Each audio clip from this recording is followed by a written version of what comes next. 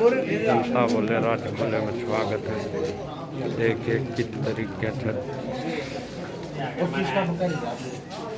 जननायक ताऊदेव लाल के परपोते चौधरी ओम प्रकाश चौटाला के पोते अभय सिंह चौटाला के पुत्र अर्जुन चौटाला मदीना गांव में पहुंचे हैं। और किस तरीके से ये संजय दानक है भाई, बहुत वफादार आदमी है ये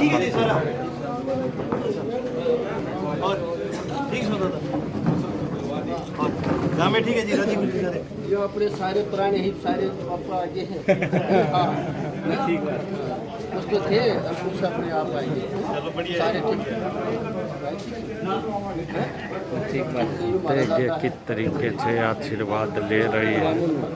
और मृत्यु वाली अपना ये वोटों का ग्राफ बढ़ा रही है। तो जी बस एक बढ़िया सा हंगाल आ गया, अपने को तो एरिया ने मजबूत करना है जो। हाँ बस मीडिया सारे देखे इतनी तो याद रखियो जो करे चौटाला साहब के याद थे ना रे गांव के 20-30 आदमी वो जरूरी भाई कौन सा बोले उठा जा जो करे याद दो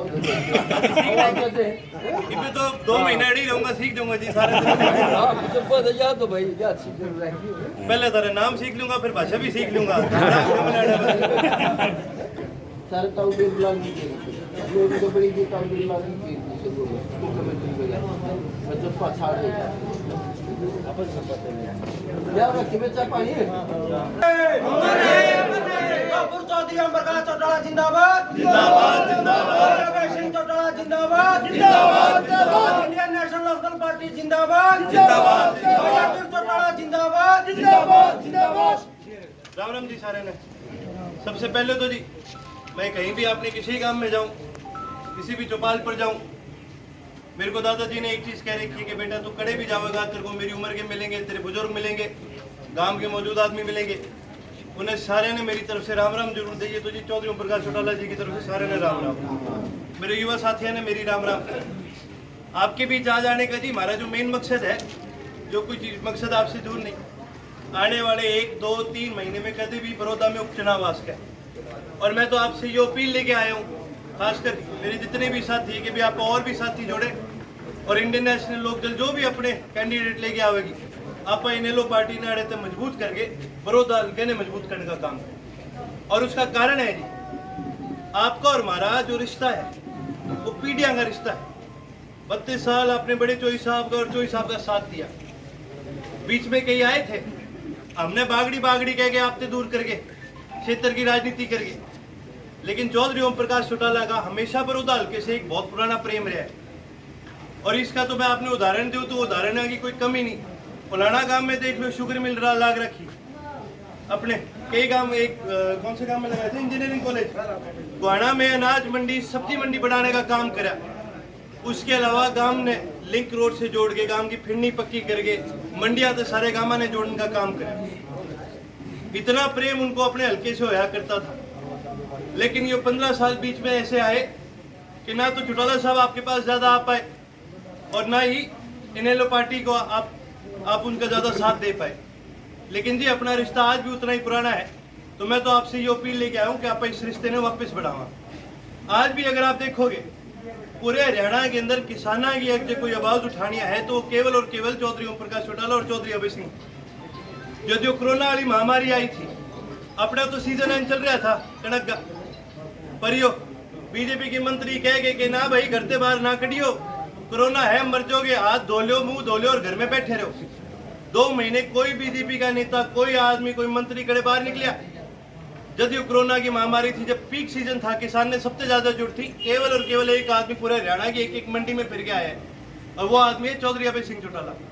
क्योंकि वो आज भी ये मानते हैं कि भी हमारा प्रदेश एक कृषि प्रधान प्रदेश है, अपना किसान मजबूत होएगा जब जाके अपना प्रदेश मजबूत होएगा।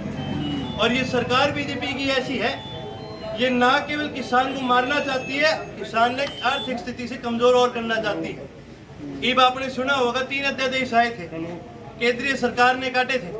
जो के अध्यादेश है, सबसे पहले तो यो कहते भाई एमएसपी में बेचने की जरूरत नहीं है। दूसरे अध्यादेश में कहे कि भाई भंडारा करो सामान का। अब आप और मेरे के पास तो अपने पास कोई कोल्ड स्टोर तो है नहीं, जो अदानी अंबानी भर के यो ही करेंगे तीसरा अध्यादेश इन्होंने ये काटा कि भी कॉन्ट्रैक्ट फार्मिंग शुरू करो। बड़ी बड़ी कंपनियां क्या करें, किसान के साथ कॉन्ट्रैक्ट बांध ले कि भाई 4 साल तेरी फसल खरीदेंगे, पहले साल तो कि मैं ठीक रेट पे खरीद ले, बाकी 3 साल न्यू करते कहते रहेंगे भाई ना तेरा माल खराब हो गया हम तो सस्ते में लेवेंगे। और वो बेचारा किसान कहीं और बेच भी नहीं सका, उसने कॉन्ट्रैक्ट बांध लिया। आपने एक उदाहरण दूं, अपने हरियाणा के अंदर सीलिंग कर रखी है, 18 किला की सीलिंग कर रखी है, बिरानी जमीन पर 30 किला की सीलिंग कर रखी है। आप तो कितना ही मोटा जमींदार हो, 18 से ऊपर की नहीं कर सके। मध्य प्रदेश में अदानी कंपनी 10,000 किले में आलू की खेती करे, तो ये तो सरकार इसी है, ये तो किसान ने खेत से दूर करके प्राइवेट कंपनियां ने बांटनी चाहिए। इसलिए मैं तो आप सभी से ये अनुरोध करूं कि आने वाले समय में जब भी कभी चुनाव आवेगा, आप इंडियन नेशनल लोकदल ने मजबूत बनाओ, चौधरी ओम प्रकाश चौटाला ने मजबूत बनाओ। और आप देखो जी, आज भी चौधरी अभय सिंह चौटाला जब विधानसभा में बोलते हैं तो सारी की सारी विधानसभा चुप होकर उनकी बात सुनती है।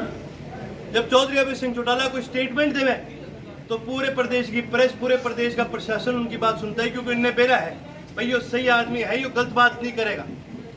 एक विधायक होने के बाद भी, इतनी विपरीत परिस्थिति होने के बाद भी आज भी ये इंसान इतना मजबूत है कि जो किसी का हाथ थाम लिया, जो किसी की पर्ची पकड़ ली तो उसका काम करवा के रहेगा।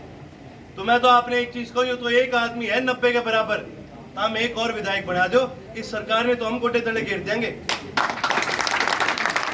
बाकी आज तो जी सारे से राम राम करने के लिए आया था, आप सारे मेरे को इकट्ठे दिखे, मैं क्या 2 मिनट क्यों बतला भी लेंगे। दोबारा फिर आऊंगा जी गांव के अंदर, कोई भी साथी हो, आपने किसी से भी मिलाना हो तो बेझिझक जी, हमने तो ये काफिला भी बढ़ाना है और हमने पार्टी को और बड़ौदा को और मजबूत करने का काम करना है। बाकी आपने मेरे को इतना मान और सम्मान दिया, उसके लिए जी सारे ने बहुत बहुत धन्यवाद कहना चाहूंगा जी। राम राम जी।